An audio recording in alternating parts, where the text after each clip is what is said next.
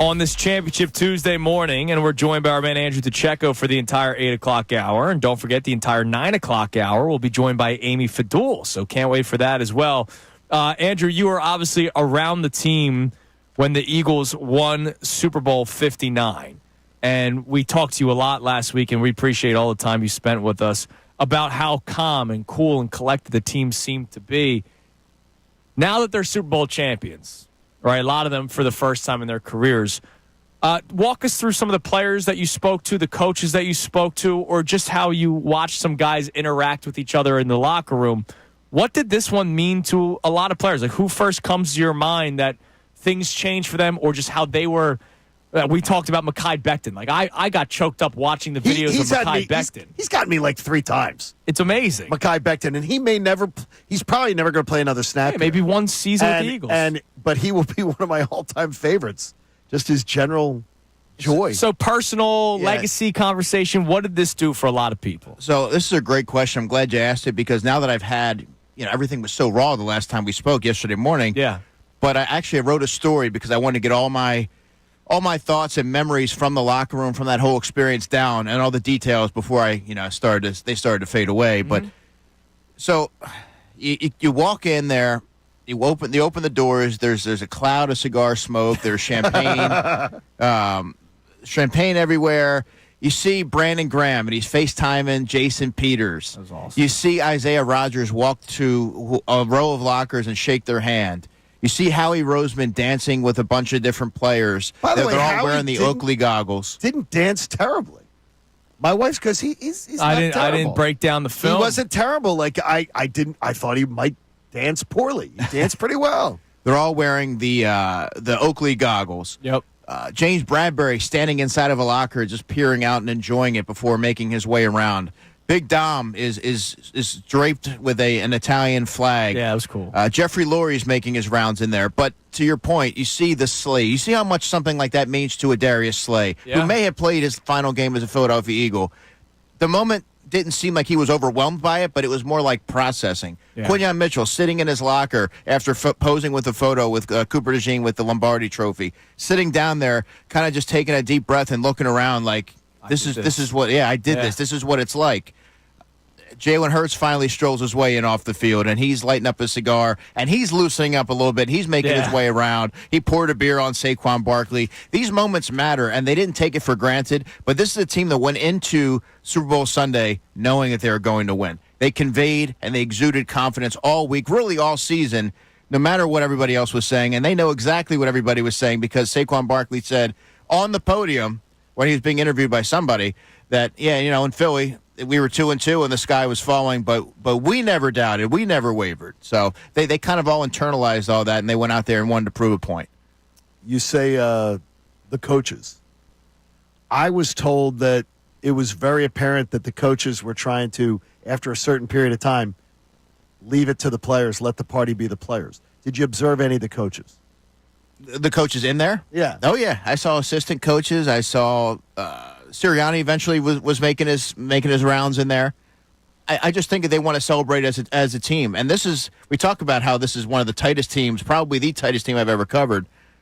That it was no surprise to see everybody in there sort of mingling with each other and just sort of savoring the moment. Vic Fangio even I thought he said he didn't get to bed till 1:30. Yeah, he even stayed out. See, that tells you all you need to know, John, that Vic Fangio was out there enjoying the moment. That means until it meant 1:30, something. then he was back in bed. So what did you want to say about Sirianni? You said you want to talk about what this did for... Sirianni love? Are you going to sing? No, I don't think he's singing. I would never do that. Just to you would never do that. I would never do that. Okay. I have my own thoughts about that. But what I will say, is, I've had to listen to a lot of national folks.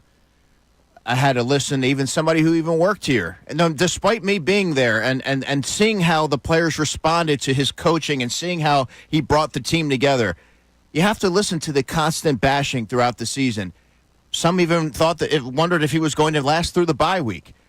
But to see him go out there, and I think what probably epitomized his aggressiveness and what he's learned, he went for the kill shot, that pass to Devontae Smith. Yeah. He didn't take his foot off the gas. The players were loose. I thought he handled that week tremendously. He grew so much as a coach. In year 4, we talked about him turning the corner, Andrew, when we were on Radio Row.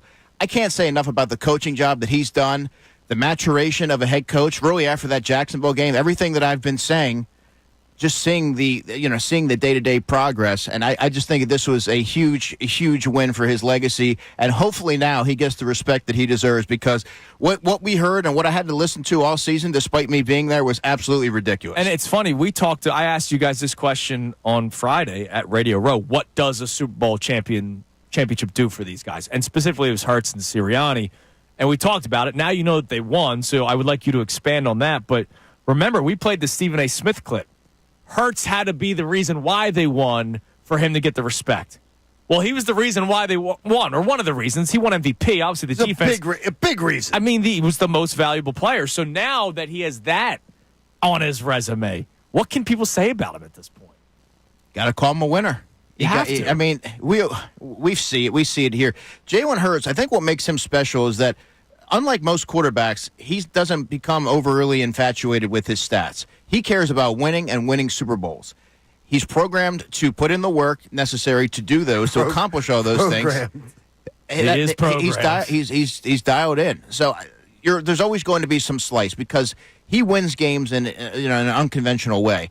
But you can't take away the fact that he's a Super Bowl champion, a Super Bowl MVP, and a winner. So say whatever you want, but make sure you put Super Bowl champion after his name when you mention Jalen Hurts. Do you believe, how does it change them? Talk about people like Sirianni and Hurts and them. Do you believe it changes how they go about their jobs, how they go about their business, the rest of their careers? Or, I mean, you've seen players and people like this, accomplish the goal. How does it change it? I don't think it'll change much, John. I think for Sirianni, he changed his approach in coaching and in how he conducts himself on the sideline, composure, even the finer details of how to handle a week of that magnitude.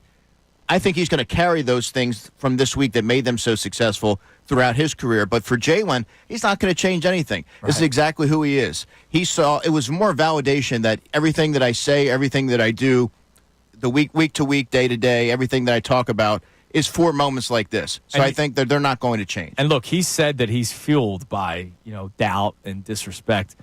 He's going to still get it this next season. I know Jalen's getting it.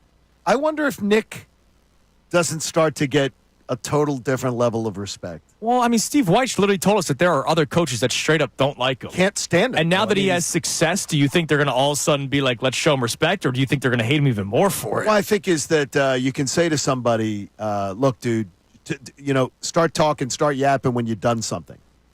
He's done a lot. He's done a lot, John. He's done a lot. He always should have commanded this respect, because you see how the players go to bat for him, how receptive they are for him, and how they respond to his coaching. But now that he has a Super Bowl ring, it's time for the national folks out there to start putting a little bit of respect on Nick Sirianni. What other players did this do something for? And maybe you focus on the guys that are going to be free agents, like Josh Sweat. It was already being predicted by Adam Schefter that he'd probably be the highest paid edge rusher free agent this offseason. He then had 2.5 sacks against Patrick Mahomes and the Chiefs. Like, some of these guys, Sweat, Becton, Zach Bond, even though we still expect him to come back, what did this do for them moving forward? Yeah, well, Josh Sweat signed with Drew Rosenhaus, so that's going to be something that should be taken into account here. But, yeah, 2.5 sacks on the biggest stage in the NFL. He made himself a lot of money. Milton Williams made himself a ton of money. Yes, he did. Milton Williams, for any, there's maybe a small sliver of hope that, if you're the Eagles, that you can retain him. I think that's going to be extremely difficult. Somebody will throw a lot of money his way. Isaiah Rodgers, Mekhi Becton, they both helped themselves. Isaiah Rodgers, you could tap him on the shoulder, ask him to go in for Slay or Quinyon. He's going to go out there, and he knows that the ball's coming his way, and he makes plays on the football every time he's out there. Mekhi Becton, he transitioned to guard, never played it before in his life, did just fine. He can play tackle now. He has a whole new perspective on what it takes to be successful and that hunger to be a champion. So I think in a lot of ways, many of those players help themselves. I don't want to go too big into the weeds on this, because it's still, as Andrew says, championship week. But the idea, too, about the cap situation's pretty good. If you're re-signing Zach Bond, you should be able to retain somebody. I would think. It depends on what other teams but see their worth. But the cap situation's pretty good from what I've been told. It's decent. It's not like it was last year. No, it's not like last year. Absolutely not. All right, we'll continue the conversation with our man Andrew DiCecco. And coming up next, I apologize in advance. I'm going to offend your sports intelligence. Really? Again? I'm not telling you anymore. But all we're going to do is laugh next segment. We're going to have fun with it, okay? Even though I could tell Andrew DiCecco's going to get a little angry about it. It's Kincade and Salciunas, 97.5 The Fanatic. Thank you so much for checking out our content on the 97.5 The Fanatic YouTube channel. Hope you enjoyed the video. And remember, you can always be checking the playlist. There may be something you missed from one of our shows during the day that you want to go back and check out. So every time you like a video, like it, subscribe to the channel, and you'll have that great content coming to you every single day. You're greatly appreciated.